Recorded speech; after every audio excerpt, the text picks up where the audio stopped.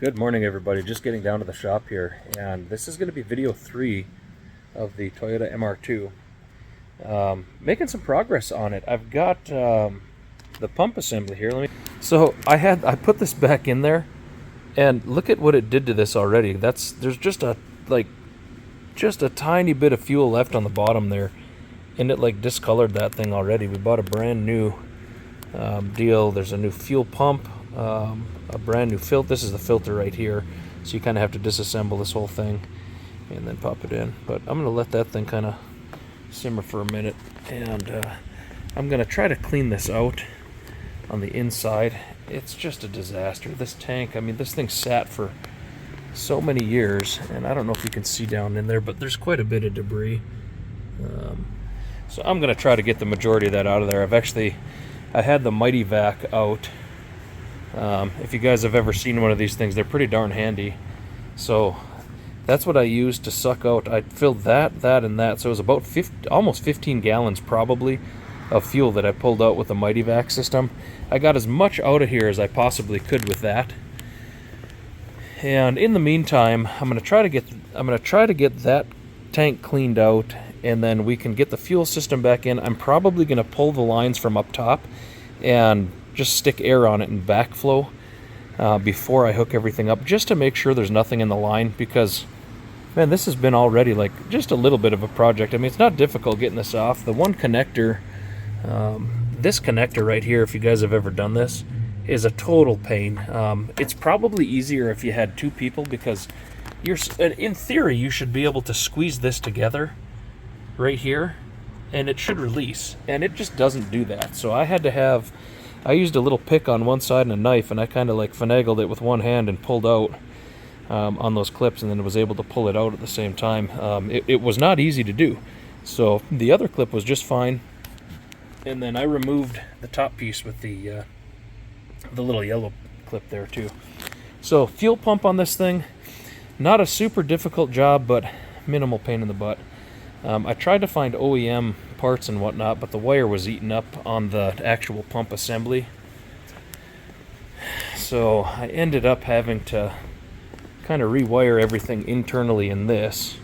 And then I had the heat shrink and all that stuff out, so we heat shrunk it and all that good stuff. And then I had to buy this kit. It was kind of just a generic kit of universal O-rings that I was able to replace all the O-rings and everything, because for some reason this pump didn't come with it. It came with a couple other things in here, and again, I was able to reuse all the connectors, so I didn't really need some of the stuff that came with that kit. So I ended up buying an OEM pump first, and because of the way that this was configured and because of the wiring, I didn't want to put that back on because I wanted to have a good positive seal on the wires, and so I ended up just buying another pump that came with the wiring, and I rewired it rather than buying the spade terminals to plug into the top. So I wanted to have the positive type clip, and I don't have that clip. I think I left it in the truck. But again, I wanted to make sure everything was kosher before I put this thing back together, because it's a little bit of a job. So the little surprise that I had for everybody, I found the original window sticker for the car, which was kind of a cool find, and you can still make out some of the stuff on here. You can tell it's been sitting for quite a while, but the original window sticker, the price was $24,471. But kind of a neat deal to have. But there she is. So I'm going to pause the video here too, and in the meantime, I'm going to try to clean that tank. And then I actually went and I ordered one of those professional, I guess it's like a buffing type deal. And then I got some of this ultra cut compound, and I was actually going to just try a little spot on the hood here just to see what happens.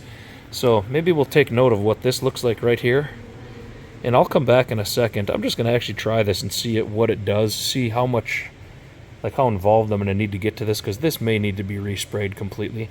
I was hoping to not do too much crazy work to the car, but let me rub a little bit of this on here. I'm not going to buff it or anything like that, because that thing hasn't come in yet. And I'll show you guys the buffer, but let's see what this ultra cut compound does and see if this thing can be cleaned up, and we'll see what happens. So this is what it looked like after. So not too bad. I mean, you can definitely tell it's missing all the clear coat. But I mean, just after one little bit of polishing it by hand anyway, I mean, I think it looks probably about 10 times better than it was. It removes all that oxidation and everything that was on this paint. So I mean, I think if I were to go through and do this whole thing and buff it out nice, it probably wouldn't look so bad. You know, and again, this paint isn't in that bad a condition. There's going to definitely need to be, if you can see the edge here where the clear is still on here, it'll need to be sanded for sure. And probably what's going to happen is the majority of this car, because you can see this is all clear coat damage, so this will all need to be sanded. And I'm thinking if we do a fine cut and then clean it real well, we should be able to clear coat the car, and it might come out okay. So just kind of an update for you guys again.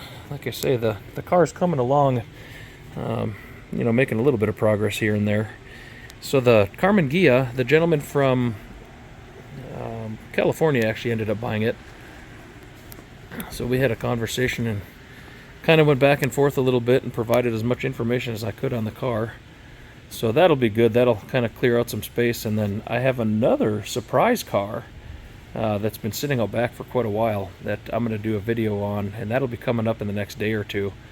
But you're going to see, so there's going to be two in here. So we'll have the Toyota, and I think the Toyota is pretty close to being buttoned up as far as getting the fuel pump and all that assembly and everything going, and I think we should be able to get the car running after that. I'm hoping I don't have to pull the fuel rail apart on this if it's dirty. But stay tuned for the next car that's coming into the shop. I have to pressure wash it first and hopefully get all the spiders and scorpions and bugs out of it. But I think you guys are going to think it's a pretty cool project. I'm not going to give it away quite yet, but it's a pretty old car. It's definitely a unique one for sure, but it has also been sitting for, I want to say, close to 30 years. So when you talk about barn find, this truly is a barn find, what I'm going to be bringing in here in the next day or two. So we'll get it in here. I've already cleared kind of a space right here for it, and this is probably going to be shipping out to the gentleman in California on sometime this weekend most likely, so that'll give us a little more space.